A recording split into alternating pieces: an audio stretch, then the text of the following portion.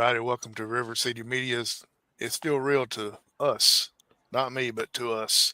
Uh, we come to you tonight with our special guest is Prince Gabriel, but this has been planned for quite a while.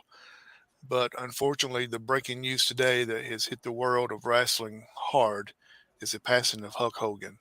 I'm the Howard Chaney, along with the founder of River City Media, QB1, and our new colleague, Joseph Hughes, the Rabid Beaver. And as you can see, sitting right below me is Prince Gabriel. We're going to take the first 5-10 minutes, talk about the passing of Hulk Hogan and discuss it a little bit. And, we're all, well, except for Prince Gabriel, we're all roughly about the same age. And we grew up with the Hulkster. And when I heard about it today, when I got home, I went out to my shed and got these two items out, the wrestling doll and the thumb wrestler of Hulk Hogan. If you're a child of the '80s, you've got something or you've had something of Hulk Hogan, whether it be a toy, a comic book, a whatever it was. But Hulk Hogan, in my opinion, put wrestling on the worldwide map. QB1, your thoughts? I can't say I was the biggest Hogan fan, but I was torn up today, man. It was like when I realized Hulk had passed, I never thought it'd have that effect on me, because I'm a Flair, and everybody knows the Terrys are my heroes, Gordy and Funk. They're two bigger heroes in my life than Terry Gordy and Terry Funk. But I got to thinking about Hulk Hogan, and it was just like, and it's funny, Prince Grable's sitting over there. How many people did Hogan or The Undertaker or Macho Man Randy Savage, like, I know TKO is a complete savage mark. It comes to that for me. How many people did these guys influence? That's when Oh, I died, because there's a generation of people that grew up on Hulk Hogan. Absolutely. Rabid Beaver. So we have to remember he entered the business in 77, and by 84, Hulkamania took off when he beat the Iron Sheik. So just a short period of time, not quite 10 years in the business, is when it took off for him. But he fought through everything. He dealt with everything. He left WWF with the original WWF in 93, joined WCW in 94, and turned the world upside down again when he made and helped form the NWO. And then, of course, a lot of us remember WrestleMania in the early 2000s, WrestleMania 18 and WrestleMania 19, where he faced Vince McMahon. He also faced The Rock. Those were just some of the iconic matches. We're not talking about how he slammed Andre the Giant and how he beat Tugboat at SummerSlam. We don't remember all those matches, but they're the ones that are the most iconic. Every time he fired up, he started it. And it's forever ingrained inside of our minds. So the utmost respect for him for changing the business. Don't know him as a person, knew of him as a person, but everything I've heard, he would bend over backwards to try to help you if he had the ability to. Absolutely. Prince, your thoughts on Hollywood? uh, well, he was the guy.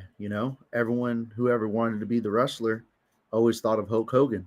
You know, he had an impact on me just seeing VHS tapes with him when I was a child, and just his energy and him shaking the ropes, going around, flexing and posing, and everyone knew, Hulk Hogan in the movies, TV. He was a star.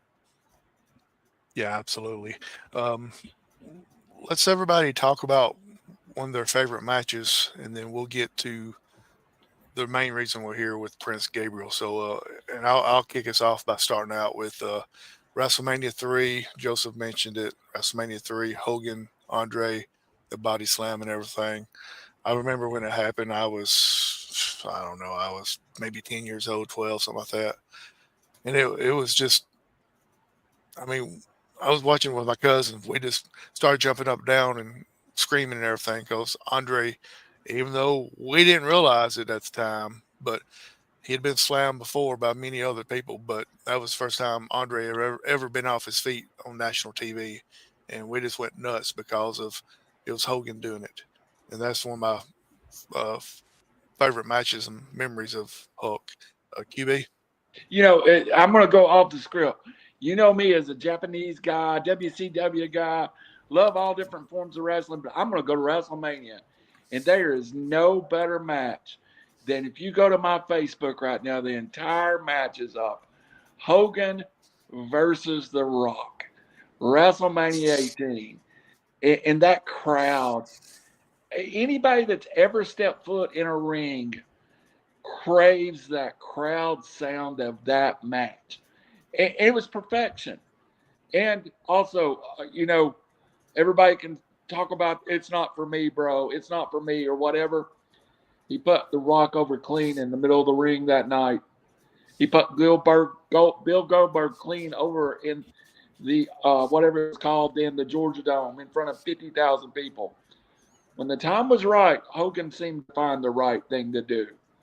That WrestleMania 18, that ending 5 minutes with him posing in The Rock in the after they take and fight off the NWO, that's the moment I choose. Rabid Beaver. Earthquake versus Hogan, SummerSlam 1990. That's the moment for me where you don't think he's going to come back. He gets the big splash 3 times, and somehow he kicks out. And it's forever ingrained in my mind. Earthquake runs the ropes, hits him again, hits him 3 times. That's it. And he finally kicks out and fires up. That's the match for me. And then the second match that I would say would be his retirement match with Sting that he did in TNA. And that was at Slammiversary. I think that those two are the most iconic in my mind. There's plenty of other matches. Hogan Warrior, Hogan Rock, as you mentioned earlier, Hogan Andre, but those are some of the best ones. And we're not even touched Hogan Savage. You know, there's a lot. But I think that the most memorable for me was the 1990 Hogan versus Earthquake. Absolutely. Prince, you have a favorite match? Yeah, I have to agree with QB1 on this one. WrestleMania 18, Hogan versus The Rock. It was just electrifying. Simple as that. From start to finish, the crowd was always in it. They told the story that they needed to tell. And Hogan, like you said, Hogan put over The Rock that night, and he knew it was the time. And that's what was important. He was a businessman. He knew when it was time to do good business. So WrestleMania 18. You know the one we never even mentioned? Roddy Piper. Oh, yeah. Mm-hmm. Yeah. Absolutely. If there's no Hogan without a Piper. I couldn't agree with you more, to be honest with you, QB1. Our good friend John Seal says Hogan versus Sting was his favorite. One last thing, then we're going to move off here, move to our guests. Like them or not, in my opinion, and it's just my opinion, not those of River City Media or the people on here, but without Hulk Hogan and Vince McMahon, we wouldn't be here doing this right now, in my opinion. So I want to read what Vince McMahon left after he found out about it today. The world lost a treasure today. Hulk Hogan was the greatest WWE superstar of all time, someone who was loved and admired around the world. He was a trailblazer, the first performer who transitioned from being a wrestling star into a global phenomenon.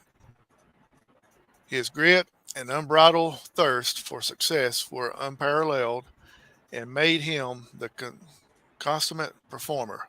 He gave everything he had to the audience whom he appreciated, respected, and loved. He leaves with us one of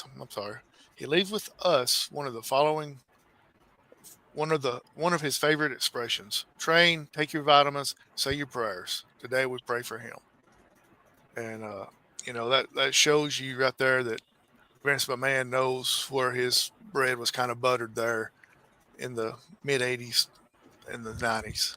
So before we move on to our main guest, Prince Gabriel, does anybody have any closing remarks? Because if I don't move us on, we'll be sitting here talking about it an hour from now, Hulk Hogan. So, but we want to get Prince and all his accolades on here as well. So any last remarks about Hogan by any of y'all three?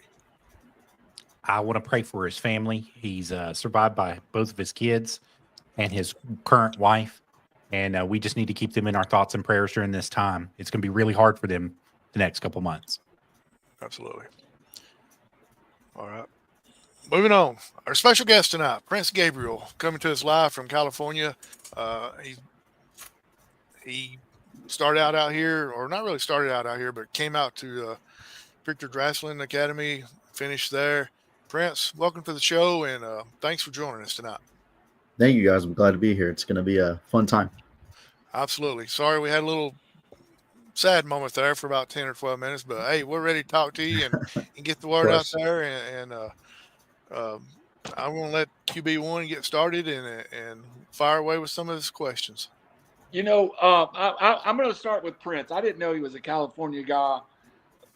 I saw him first on the local TV, and I thought he was local. But what made you make that move? Were you working in California and then came here? So originally I'm from Fresno, California.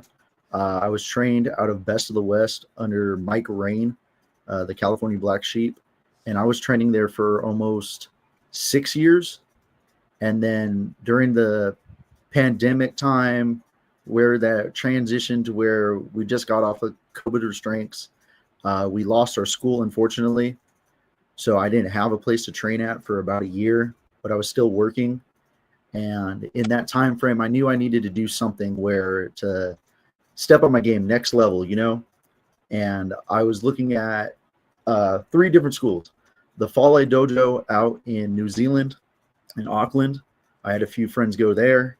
Dr. Tom's School in Tennessee, and the Nightmare Factory. So I was just going through those, and I was very close to going to Fale Dojo in New Zealand, but just the flight and being that far away from home was a little bit too rough. And then Tennessee, I had a few friends out there already, and they said it was the best place to go.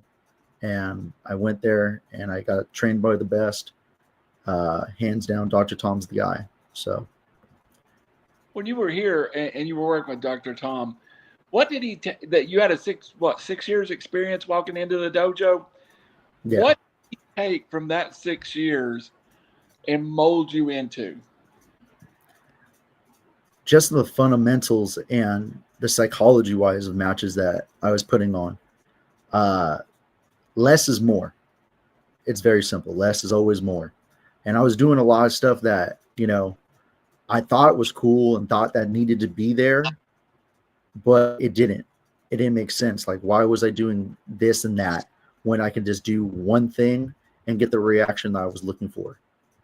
And then the cardio work, the in-ring work, just the minute details that we don't think about as like the fan wise, but as a worker wise, they make sense, and it just helped me change my game.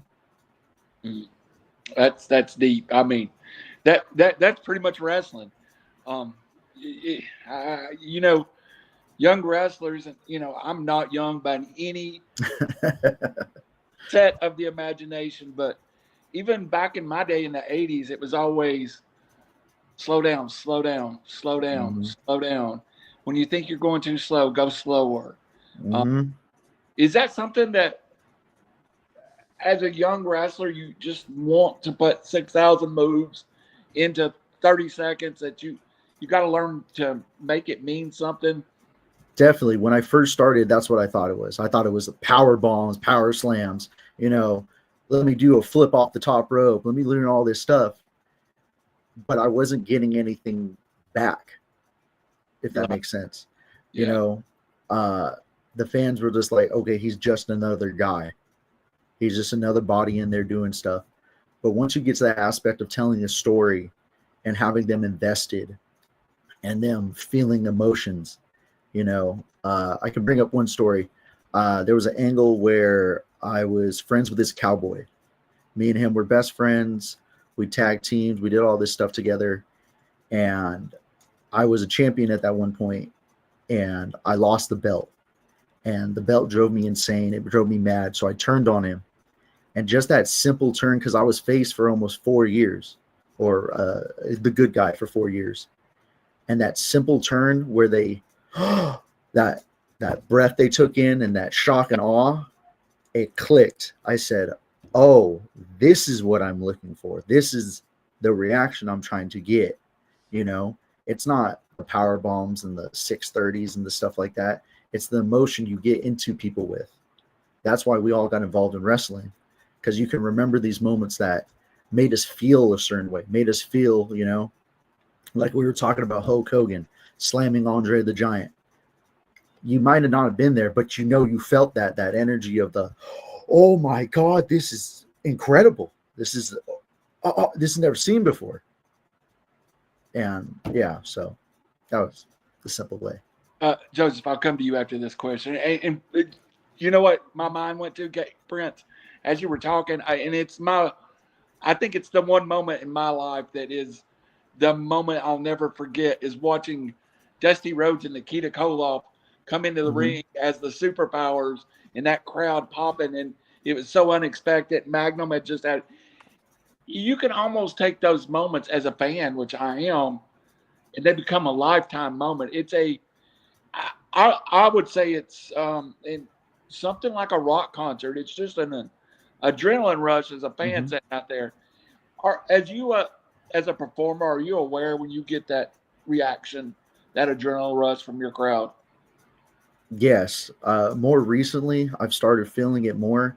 Like it's a feeling that I don't know how to describe it. There's no words to describe it. You just have to feel it. You're in these moments where these certain things happen, and you walk away and you're like, that was something special. There was something different about that match, where, you know, whether, you know, it was a storytelling moment where, you know, a line of moves lined up perfectly, or, you know, your promo went really well where the people felt it. And just the moments you create in the ring that you realize these are the ones that count the most, you feel that deeper. As long as Joseph ain't going to show no pictures of him in black tidy trunks over to him this week. Not yet. Maybe a little bit later. But Prince Gabriel, I'm going to start off with kind of a story. You know, I'm friends with Diamond Dallas Page, and he's told me several times about him and Macho Man Randy Savage. And he was speaking to me here recently about a match that he had in the Georgia Dome. And he said that Macho was just tearing him apart left and right. And he didn't feel like he had any energy or anything. He said, but he was learning something from Macho, because he, at one point, Macho picked him up and he whispered in his ear, "Diamond Cutter right now." And he looked at him all crazy, and then he gave it to him. He said the crowd went insane. And he said that he was listening for the pop from the crowd. Is that something that you got from coming to Dr. Tom's school, is listening to the psychology and hearing what the crowd's reacting to? Yes, you need to listen to the crowd. The crowd's going to tell you everything. You don't have to, you know, a lot now people always want to go over their match and talk about things and like that, but you can't do that out there in the ring, because you don't know how the crowd's going to react to you, especially since I'm coming from California. No one knows who I am. No one cares about a Prince. They think this guy's some egotistical maniac guy. They don't know who I am. And then I walk out there and I got to fill them out. I got to figure out, okay, what do you like? What's this? What's that?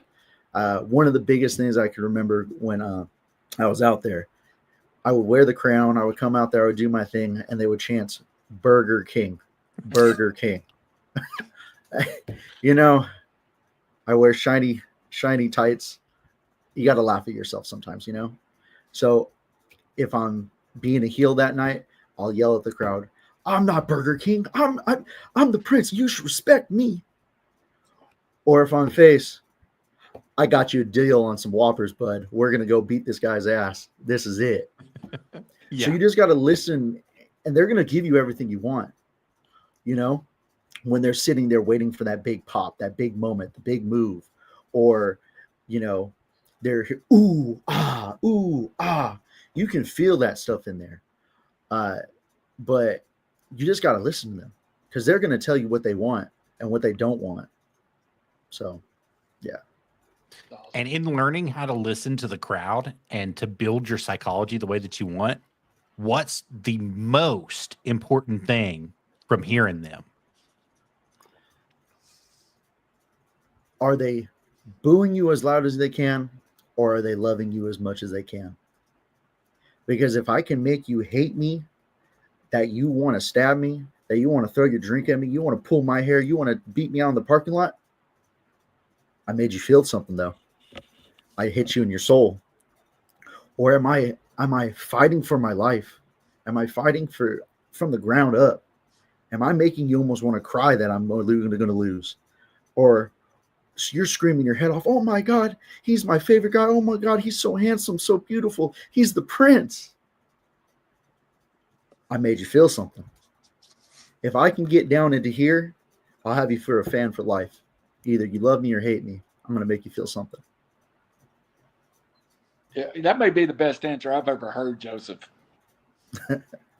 Well, it's definitely heartfelt, because you got to know that once you get inside the minds of your fans or those that hate you, if you're inside their minds, you're going to live rent-free forever.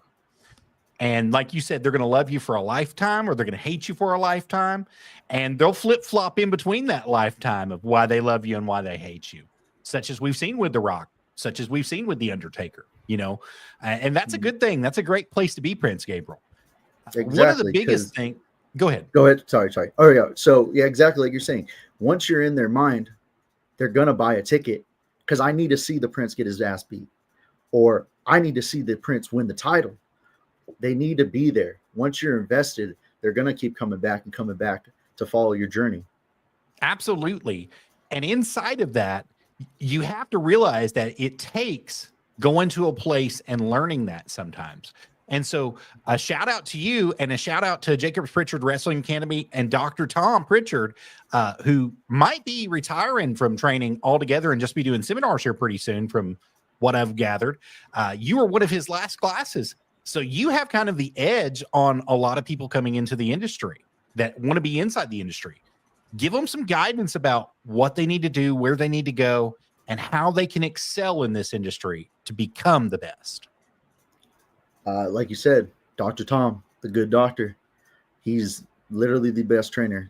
If if it's true that, he's only going to start doing seminars, not run classes, hop onto those last classes, get in there. Because like I said, those 3 months I was with him, best 3 months I've ever invested. You got to bet on yourself. You're not going to get anywhere just being handed it. You've got to go put in the work. You've got to go to the shows. You got to go, you're going to spend miles on your trucks, on your cars. You're going to get countless hours. You're going to miss family. You're going to miss weddings, birthdays, anniversaries, everything. This is the hardest thing that people don't realize is all the back stuff of professional wrestling. I remember I drove to San Diego, 8 hours down, 8 hours back, and then I had to get right back to work. And, pay was horrible. There was probably, a handful of people. But sometimes you need those reps and the experiences to understand where you need to go. Okay, every match I've had so far, there's a learning part that I've gotten from. Every match isn't just a match. You learn something as long as you go through them.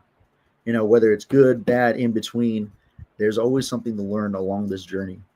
And Dr. Tom helped me a lot with that. So kudos to him. Thank you for everything you've done for me. I'm not done yet. Just getting started. I'll be back into Tennessee to visit the good doctor soon enough. One last question for you. How important is it to go in this with confidence, to build yourself up and to keep building yourself up? Oh, confidence is huge, huge. So back when we still had the school, I was a part-time trainer. So I would help the newer class with just the basics, the fundamentals, rolls, lockups, chaining, things like that. And just seeing people who've come in shy, wouldn't look you in the eye, always staring at their feet, to speak on a microphone with confidence, their voice loud, they're booming, a whole different character comes out. And just that confidence is like, where was this person? This person's always been there, but you just got to unlock it. Everyone's got confidence. Everyone can talk. Everyone can do it. You just got to be motivated in the right way. everyone has a different motivation and different training style. So it's a little bit difficult sometimes, but you just have to figure out how they train and how you can unlock that potential and confidence. Once you unlock that, stars.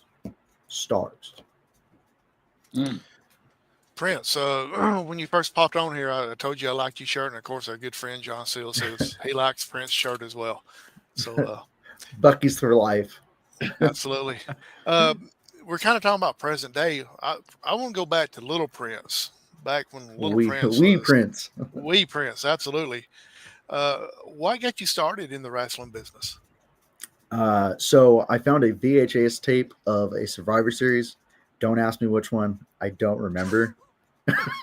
But I know it was a Survivor Series tape. I remember The Undertaker. I remember Bret Hart and Shawn Michaels. I remember those three guys. And like I said, we were talking about this before, but The Undertaker was my all-time favorite. Just how he walked out, his entrance, the gongs going off, the slow-paced walk. You felt the energy in the room shift. The dead man's here. He's going to bury someone alive.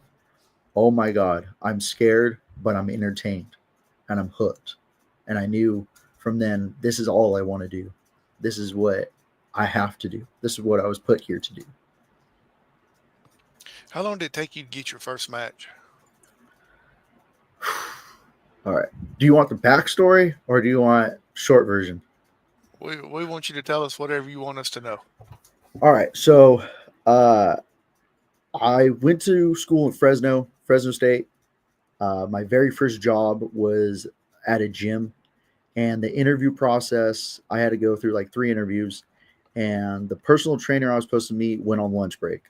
So I'm waiting there, and this other guy ran like the HIT style classes, like the group training classes.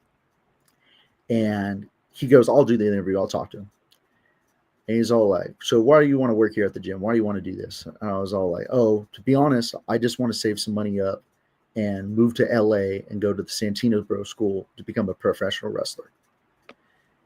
And he looks at me crazy. He looks at me like I'm dumb. He's all like, why would you want to do that? I just want to be a professional wrestler, man. That's the dream. That's what I want to do. And he goes, no, I know that, but why are you going to go all the way to LA when you could do it here in Fresno?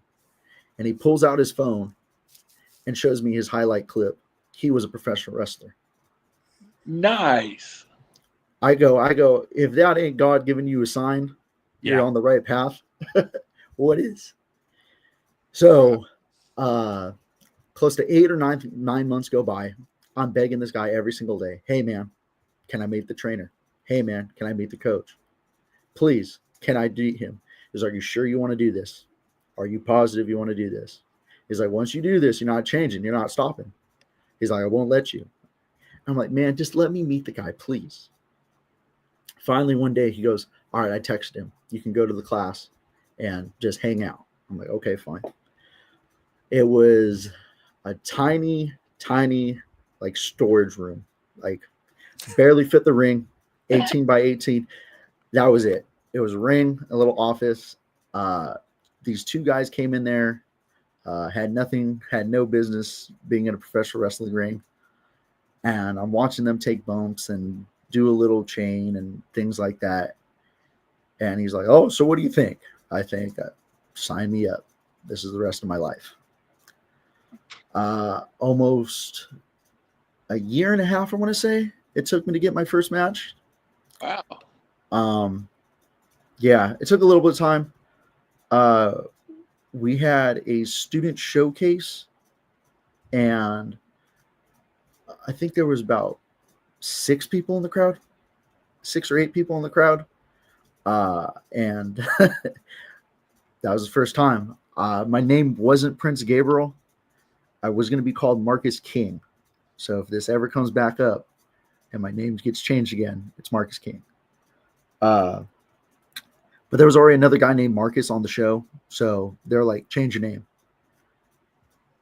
I go, I've never thought of my name. I don't know who I am. I'm just throwing names out there. So I go and say, oh, my name's Masima. So Masima in Samoan means salt. So my fraternity brother, he's Samoan. He's my big brother, and he nicknamed me Salt. He's like, "You're Masima." So for one match, I was Masima. I was Salt. So once you got in the ring, how did it feel when you took that first run against the ropes and your first bump? The first bump, I was shocked. I was like, "This isn't natural. It's weird. You're throwing yourself on the floor." But like, I've been an athlete all my life, so once it like clicked, I was like, "Okay, this isn't bad." But running the ropes, that was a different deal. I don't have the best footwork, but definitely hitting those ropes and getting that bruising on your back and your ribs, it was painful for a little bit, but once I got it down, it was simple enough. Last question, and I'll turn it over to QB1. How sore was you the next day after that first running the ropes and bump? bro, I couldn't get out of bed. I can remember that. I was like, "What? Why do I feel like I was in a car wreck? Why is this hurt so bad?" I was all like, "I thought we pulled. I thought this is hurting." And I realized, no, everything in that ring hurts. QB. You know, Prince, to be honest with you, Joseph finds a lot of guests up in the Knoxville area, and I've seen you before, and I've always thought your presentation was great.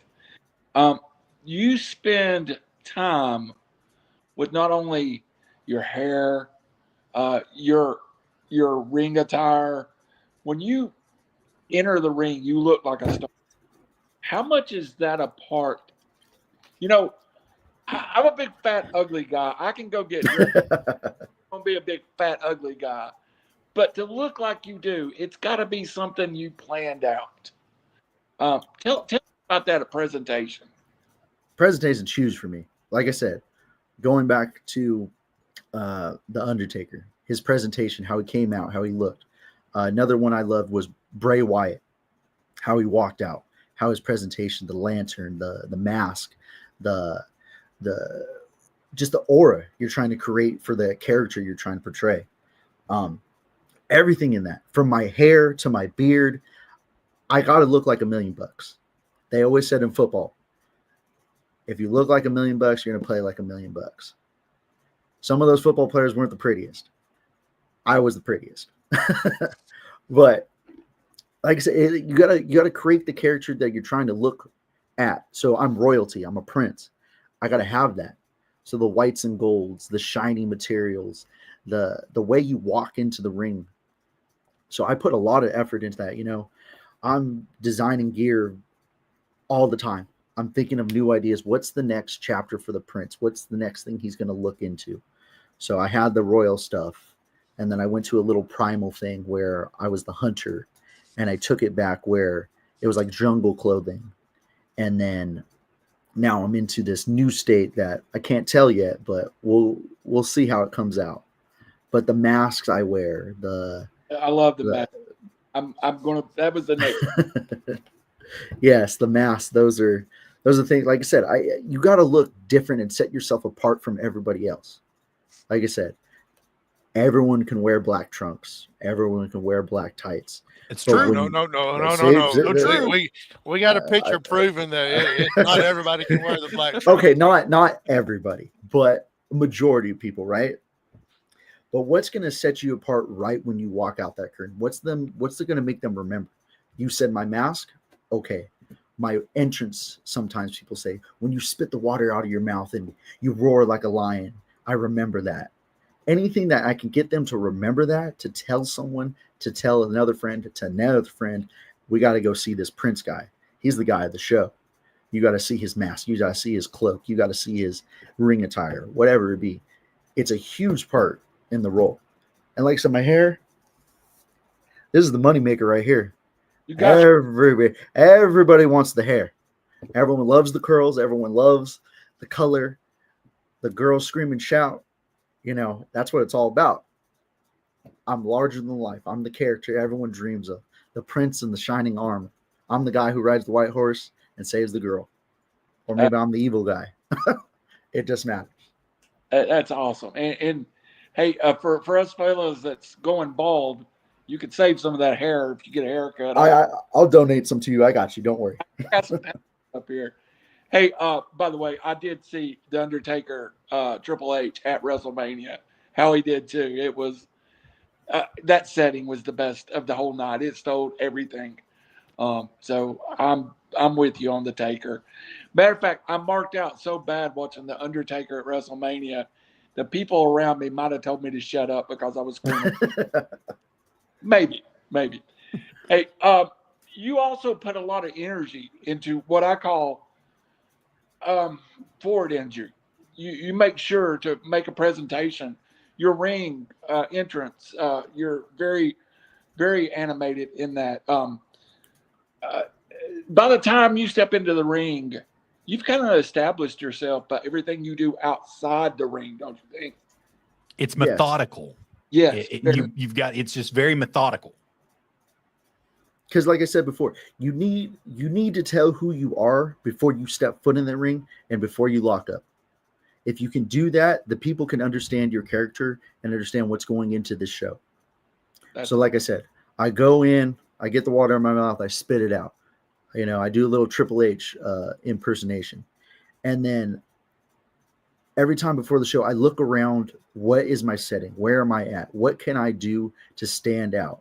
So a couple weeks ago, I was at Rodeo Pro out in Bakersfield, California, and we were outside, and they had like a little entranceway, little zigzag thing, and everyone went down that zigzag thing, no matter what. No one went outside the barrier. No one went into the fans. Everyone followed that, went in the ring, did their thing. All right, I'm going to go through the crowd then. I'll kick open the doors. I'll jump in the crowd, and I'll run through the crowd and high-five, slap, hug everybody, stand on the bleachers and scream.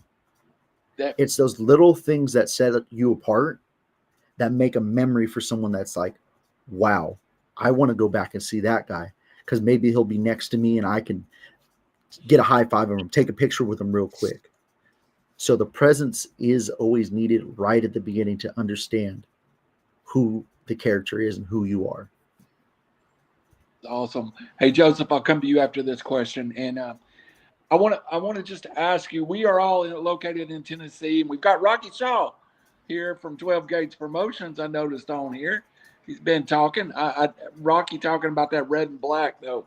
I don't know about that, Rocky. We know what the indie scene and the local scene is here. What do you have in California? I lived in Cali for a while, and at the time I was there, was not a lot of scene. Are you in an area that has a couple of different companies running? Yeah, like I said, I'm part of a few companies that run, and like I said, I run up and down California, and to Nevada. So I'm sometimes in Reno, sometimes in Las Vegas, but I'm all the way from San Francisco all the way to San Diego. It just matters what weekend it is. So, there's down south, they're more of a lucha style. And then there's up north in NorCal, they're more of a technical style, like Tennessee was. Okay. There's a mix of everything in between. So that's awesome. Joseph, take it away, my friend. And no, we don't want to see your black trunks.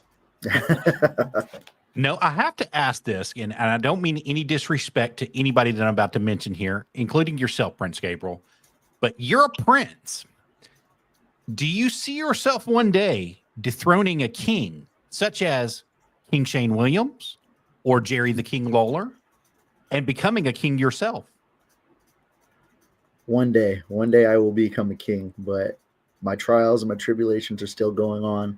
Every match is, like I said, is a new learning lesson. So I can't be calling myself a king just yet, but one day maybe I'll step in the ring with a king and then I'll take his throne.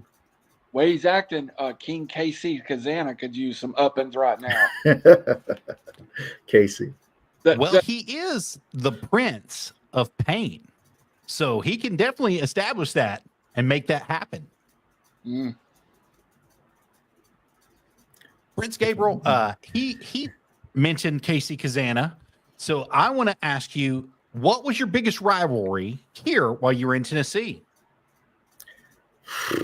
I don't know. I mean, that first show with Casey Kazana definitely,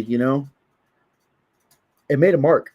It made my name, Everyone, I showed up to the show one day. They said they needed an extra person. I said, I'm down. Let's go. And the chance to wrestle, an NWA star, Casey Kazana, barely meeting him maybe 2 weeks earlier prior, going to a NWA JTP show and be able to step in the ring with him, that was probably one of my favorite matches out there. But like I said, everyone I stepped in the ring with, I learned something new from, from Keith Gavins to, yeah, I'm running a blank right now. Don't That's judge okay. me. That's all right. Let's talk about future matches. If you could have a dream match between you and anybody whatsoever, who would you choose and why? I'm retired, by the way, so Don't worry, QB1. I I don't still want to put hurt my your trunks knees. on every once in a while. Anyone? Let's go. Let's go with Finn Balor. Oh, wow. Good choice. That's another one of my favorite guys. Like I said, the Bullet Club, that was another fun of factions that I loved. And from him being Prince Devitt versus Prince Gabriel, I think we can make fireworks. That would be an excellent choice. I couldn't agree with you more. Howie, I'm going to turn it back over to you. my New Japan blood just boiled, Rabbit. Well, Oh, yeah. Joseph asked you as far as a dream match. How about if you could face anybody past or present? Bray Wyatt. Wow. Like I said, I'm telling you, it's like this. Undertaker one day, Bray Wyatt the next day. Bray just had a presence to him. He was different, all the work he went through from, being Husky Harris and then finally found his character, who he was, turning into the Fiend. That was just the greatest thing ever in my opinion. And be able to have a match against the Fiend, I might not win, but just to be able to listen to him talk, because his stories he would tell in the ring from his promos, you listen to him, you get in depth, and you felt the words he was saying, and he always captivated you. So, Bray Wyatt, definitely. You're naming off some very good people that you're kind of patterning yourself after, and everyone you're patterning yourself after are people that once you see them in that aisleway walking to the ring, every eye in the building is on them. Mm-hmm. And Like it I said, sounds like that's the way you are as well. When you make your entrance on the entranceway, you want every eye on you. Yes, I want to be seen. I want to make sure no one is on their phone. I want to make sure they are staring me down to every last detail, from the shoes I'm wearing to the tights to the mask to the robe.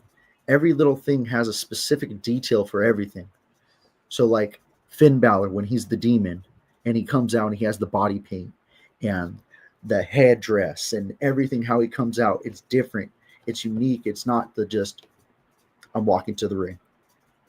Bray Wyatt, his slow walk with his lantern, him sitting in the rocking chair, the mask, the flickering lights, the fireflies, the Undertaker, the thunder, the boom, him with the smoke, him slowly walking. Exactly. You want those goosebumps you feeling. I'm feeling those goosebumps right now just thinking about that. Just those guys just walking.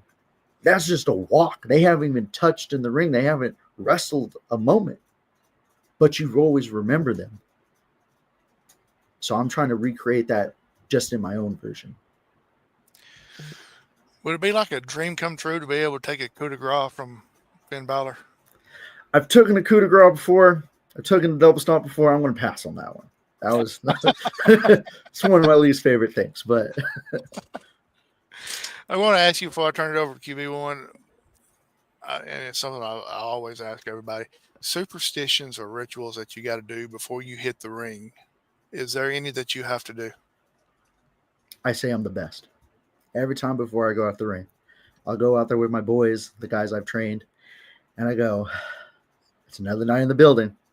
whether there's 5 people or 500 or 5,000, I'm the best. I'm the best. I put in the work. I put in the time. I know I'm the best. I got to go prove it. Pop something up. Joseph just sent something. Let's pop it up and see what it is. Do you recognize that thing that's on her head there, Prince Gabriel? Yes, that's a thing I like to do with the fans every once in a while. That's right. When I'm the good guy. He crowns them. He crowns them. He gives them the prince's crown. And this goes back to you being methodical and thinking about everything that you do and everything that you wear and hosting it for the fans. There was somebody else that was inside professional wrestling that was very methodical like that, the Macho Man Randy Savage. And he took his image so seriously that he had to be crazy. He hired fashion designers to design his Macho King wear and going into the madness. And I think you do the exact same thing. And that crown is proof of it. Mm-hmm. Like I said, once I get enough money, once I'm on that level, trust me, there's going to be fashion designers and everything to the T. But so let's go back to the crown. Let's go to the crown. Yeah, let me pull it back up for you guys. Sorry about that. I closed it out a little bit too soon. No. We could talk. Yeah, well, you don't got to pull it up. We could talk about it. But so that crown was created by my friend that I went to grade school and high school with. She became a seamstress and she does all this stuff. And out of the blue, one day she messaged me and she's all like, "Oh, I do this. You think we can ever work on a project together?" I was like, "Yes, please make me a crown." Because I had the basic generic Amazon one that was stiff and couldn't move and couldn't travel well. And she killed it. Amazing. So let's backtrack to the first crown, the original crown. This is probably maybe a year, 2 into working. I had the generic crown, and I remember this little girl. She would scream her heart out, front row. "Oh my God, it's Prince. I love the Prince. Prince is the best." Win, lose, draw, whatever it is, she was always there on my side.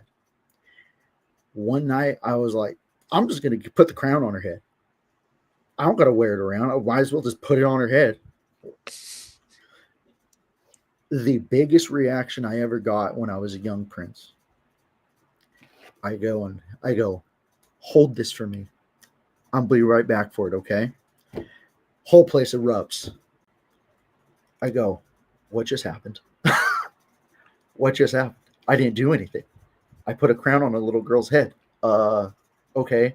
Go through the match. Whatever happens, goes through the back. My coach goes, "You're going to be the biggest baby face in this company now." I go, "Okay."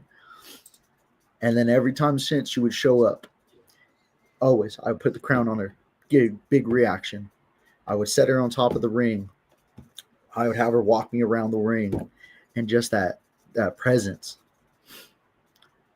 I need a new crown. My crown's ripping. I can see it.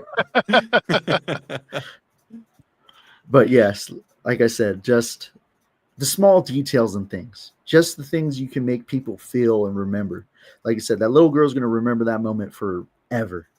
"Oh my God, the prince put a crown on my head. Oh my God, this happened." We're pulling up my kid pictures. So, Prince, with you wearing that crown with all that hair and everything, it's got to be a bigger size than normal. But then when you put it on that little girl's head, did it just not fall straight down and swallow her whole? It did a few times. But I tried to tilt it back where it stuck right here, but sometimes it falls down. It happens. But I just try to make the original crown. Let's see if we can pull it up and see. Yeah, we'll pull it up. Hold on one second. Yes, that's the original crown. That one. Like I said, I was looking for a crown on Amazon. I don't know what I'm looking at in that picture. I look weird. But yes, that was the original crown. I found it on Amazon for like $20, $30, and definitely made me, just a small part of the character that everyone looks at that sees the crown. Well, Prince, we appreciate you coming on. We're not getting rid of you yet. I just want to appreciate you coming on. I love the backstory of how you got to where you're at now, especially applying for a job and basically meant to be. and I Mhm. love the name Prince Gabriel. I do love that name. Uh, if I saw you very much, I'd probably have to call you PG. I don't know why, but Prince Gabriel. QB1 questions. You know, Prince, your character and your look reminds me so much of Japanese wrestling, and I'm a big fan of Japanese wrestling. Is Japan something you'd like in your future? Oh, I'd love to go to Japan, man. Like I said, I watch Japanese wrestling too. I watch all wrestling because you can pick up something. Every style has a different flavor. You know, that's the beautiful thing about wrestling. Like Dr. Tom used to say, there's different flavors of ice cream. You might not like my flavor. I might not like your flavor, but someone's going to like it. Is it? So, like I said, American, Japanese, people from New Zealand, uh, the UK, lucha, there's always different styles, but yes, Japan would be an absolute amazing trip. It'd be fun. I just get that vibe off of your look. I don't know why. You know, you look at some guys, you go, "Oh, he'd be perfect in TNA. He'd be perfect here." But I think it's the hair. I think it's the hair, Prince. To be honest, when you first got around and you were a little Prince, and you started, what was some of the first? I'm going to watch this on a weekly basis, and I'm going to see it and getting into the storyline. What was your original favorite wrestling? uh, I started off with SmackDown. I can remember. What was it? Was it? I remember there was a Matt Hardy segment with it, and there was an Undertaker segment. But that was my home ground was SmackDown. I would always watch SmackDown. That was like the biggest thing. And then I realized, oh, there's Raw. Oh, there's this, there's that. And as it slowly progressed through, the years, oh my God, there's a whole different world. There's a whole different side of the world that has wrestling. I thought wrestling was just here. This was just, American stuff until I realized, it's in Japan, it's in Mexico, it's in Spain, it's in everywhere, and everyone can connect to it. So, SmackDown was my home. How many Joseph, I'll come to you after a couple questions.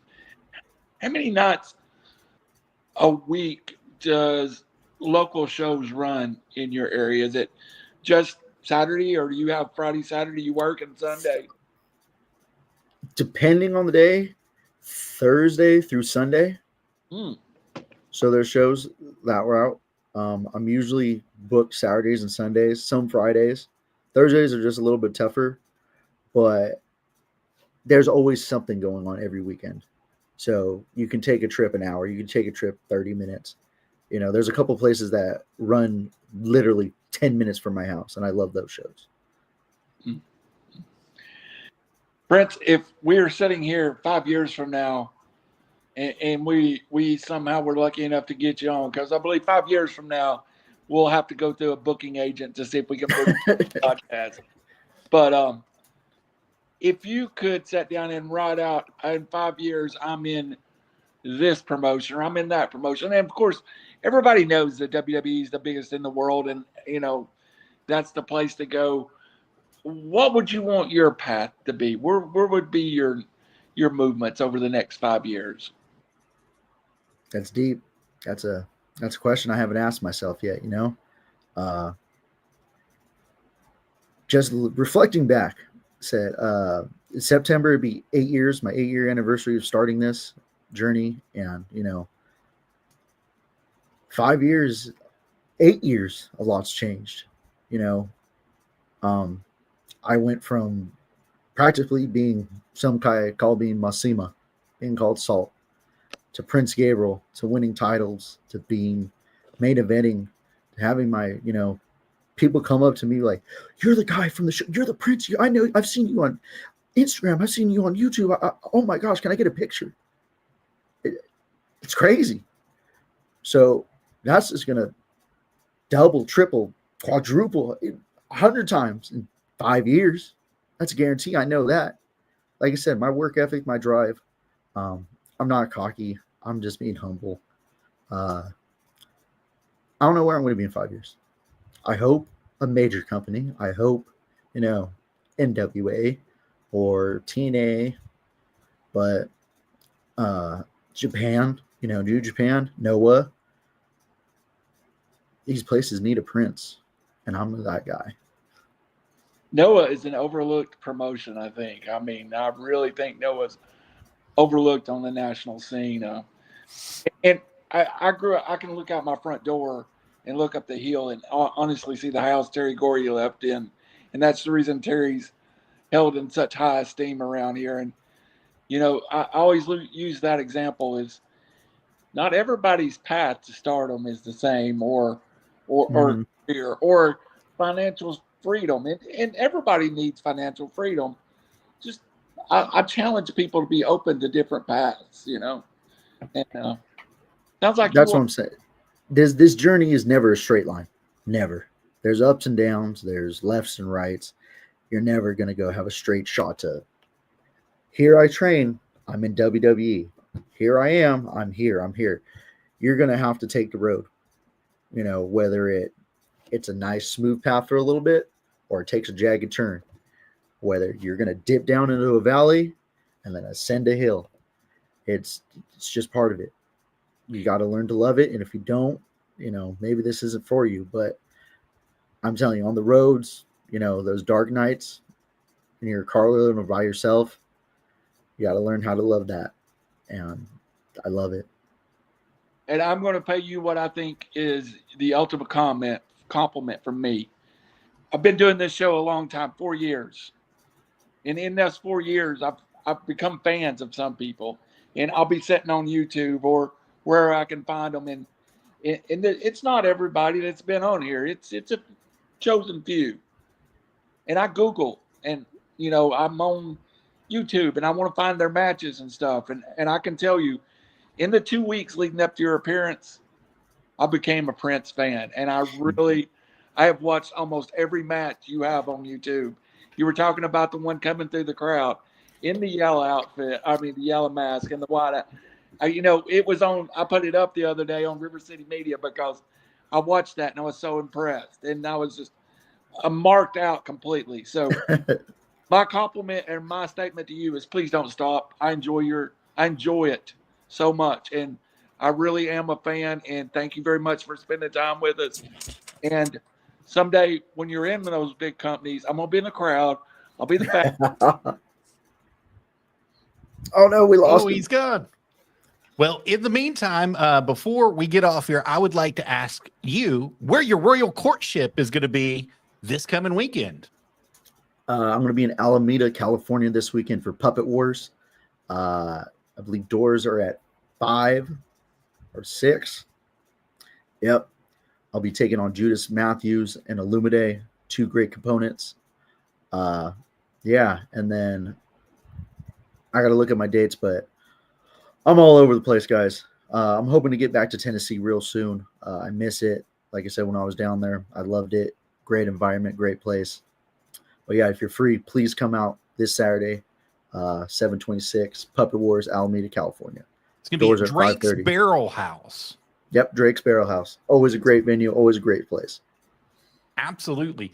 And Prince, we got to talk about it a little bit. You said that you're looking to return to Tennessee. Will you let us know when you do that? Because we have some friends that are right down the road from us in Georgia who left some comments down here. They said, tell him if he's in 12 gauge country to hit me up, boys. And that's the 12 gauge himself. Rocky Shaw would like you to be a part of 12 gauge pro promotions. Oh, of course. Yes, please. Anywhere and everywhere the Prince needs to be. Like I said, I guarantee your match will be better with me. Absolutely. Howie, to you, sir. Yeah, please let us know, because Joseph is not taking read my mind, I guess, because that's what I was fixing to say. Like, if you are in the Tennessee, Alabama, Georgia area, let us know. We would love to come out and watch you. And but it's been a great pleasure to get to know you and talk to you. I told you before we went live when you first popped on, I really thought you was part of the Samoan family, part of the bloodline, But then you turned your head at a certain angle. You kind of remind me of Karrion Kross as well, So you got the look, and I'm sure you got the ability and everything. So Randy asked you where you're going to be at in 5 years. We hope you're here in 5 years, but with a huge promotion. Me too. Absolutely. I hope. Like I said, just got to do the work, do the time. And like I said, in due time, I'll be there. Hey, Prince Gabriel, do you have any merchandise for sale? Yes. I do. I'm actually sold out at that rodeo show. I sold out all my stuff. So that's a good thing. Yes. But I'm getting a new design made as we speak. And t-shirts will be on their way within the next 2 weeks, hopefully. And I'll be posting them on my social media, on my Instagram and Facebook. And if you guys want to cop them, buy them, I would love it. It would be great support. Always support your indie wrestling. We're going to pop up your Facebook right before we go here, if it'll show up for me. Joseph, when that stuff pops up, if you know, let us know, and we will put it on River City Media where everybody have a chance to get it as well. Perfect. Yes, please. That'd be amazing. And you can catch him right here. This is his personal page. And if you'd like to message him about becoming to your shows and working for your shows, send him a message, guys. He would love to get back with you. Is that right? Yes, correct. And then also my IG is wrestling_Prince97. Shoot me a message, DM on there. I would love to travel. Always willing to travel. If I have to get licenses for those states, I will. Like I said, let's add a little Prince to your show. Absolutely. Thank you so much for being here, Prince Gabriel. And before we go, would you like to call anybody out? I'm not calling anyone out. I don't look for fights. I just settle them. Spoken like true royalty. Exactly. I'm going to ask it a different way. Would you like to give a shout out to anyone? Shout out to Dr. Tom and all the Tennessee boys out there, all the guys I met. I don't know if you've had Austin Everest yet on this, but definitely get him on here. That's my brother from Missouri. Definitely, he's the next one. He's got the style. He's got the charisma. He can do it. But, yeah, I miss my Tennessee family. And like I said, all my friends, though, and in Turlock and California friends and family, thank you for always supporting me. Thank you for always being there with me. But, yeah, thank you guys for having me. I appreciate it. No, it's all thank you for taking the time to join us. It's great to get to know you, hear your story, learn about you. And like I said, I'm not a very big guy, but you let me know when you better let us know when you're in the area. If not, I'll track you down. How about that? I will let you guys know. Trust me, I will. So, Joseph, you have anything before we let Prince go? I want to thank you for coming on and being our special guest here today on River City Media. It's still real to me. I still believe podcast. And the old QB is back. QB, do you have anything before we go? Hey, I had a call from a coworker, and I got a coworker, a good friend that's in the hospital, and he just called me. Shout out to you, Freddie. I guess he was watching us and didn't know if he'd called, he'd knock us off there. But shout out to you, brother. Get better. Only thing I've got to say is, Prince, please come back to see us. I'm sure my boy Howie hit you up. Send us all your dates. We want to get into the California scene too. If you have run across somebody you think would be a good fit for the show, send them our way. We love Cali people, Hey, I claim to be about a 3-year Cali person. That's about all. I told him before I got on the air I had to move back home because I was afraid my liver was going to fall out in San Diego. Sounds about right. That's San Diego for you. Yeah. And Prince, again, I'm a fan. I love the presentation. I love the ring work. I expect huge things from you, and I'll be here. And when you make it to that big company, I'll be the fat guy out on the screen screaming for you. Thank you. I appreciate that. Appreciate you too. You see some boxers come flying toward the ring the size of sailboats. You know, Randy's in like, the ring. like that. Yeah, if Yeah. it looks like a flag flying, that's me. I'll see the white flag waving. I see he gives up already. I got it. Yeah. You better hope there's no stars and stripes in that son of a Oh gosh, no stripes, please, no stripes. gun. Yes, sir. It'd be skid marks with him. Yes, sir. And Randy also told him I don't know if you caught it or not, he is sold out of merchandise, but as soon as he gets more in, he's going to let us know, and I told him we'd post it on River City Media. So, And your family now, we'll take care of it from day one. You tell us what you need. And if you take Thank you. time for us, we'll make it 1,000 times back. So we appreciate it. I appreciate that. Thank you guys. and anytime you want to come on here and promote something, you let us know. Our network is your network. Even Yes, sir. though it's not really mine, it's Randy's, but I'll speak for him. I just got on trying to get Golden Corral coupons, so that's all I'm here for. He wants those Bucky's coupons too. Hey, Oh, don't lie to us. we can promote Bucky's too. We I'm telling you, I'm gonna get sponsored by Bucky's. I guarantee it. That is gonna be the one thing I need to do with my career. Is the Hey, biggest thing. Get Hey, Prince sponsored with instead of the red hat, the crown. I'm telling you. ladies. What's your favorite Waffle House meal before we go? What's my favorite Waffle House? Ah. Oh my God. Why Waffle did I House. forget that? Wow. I guess I was thinking that California didn't have Waffle Houses. I don't know. I'm telling you, we were at Waffle House almost every weekend when we were in Tennessee. I don't know what it's called, but it was like just a bowl of mashed potatoes, or not mashed potatoes, but hash browns, eggs, bacon, cheese, just like a bowl, and then a giant waffle. You can never go wrong. The basics. It's called the bowl. It's a bowl. It's a bowl.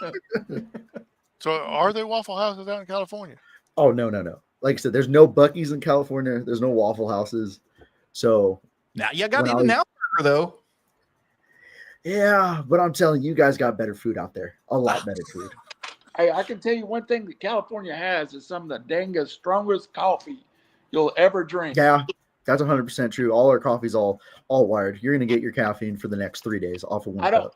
I don't know why anybody's on cocaine when they can drink coffee like that. That's why I say you go to Starbucks and get a cup and it's the same thing. Yeah. So, guys, I think he will be back out here, if nothing else, either for A, the Buc-ee's trip, or B, a Waffle House trip. And more than likely, it's going to be both of them. Hey, if you can hit a Buc-ee's and a Waffle House in the same night, that's like getting a royal flush. True. Exactly. Royal flush with the crown, the prince. He's the one. I didn't. Thanks Especially if for you've joining been to a us. Buc-ee's, there's a royal flush going down sometime everywhere. 500 stalls, it's going down, man. So, for our special guest, all the way out in Cali, Prince Gabriel, thanks for joining us. I'm the Howard Chaney, QB1, the Rabid Beaver, Joseph Hughes, and Hulk Hogan. Rest in peace, buddy.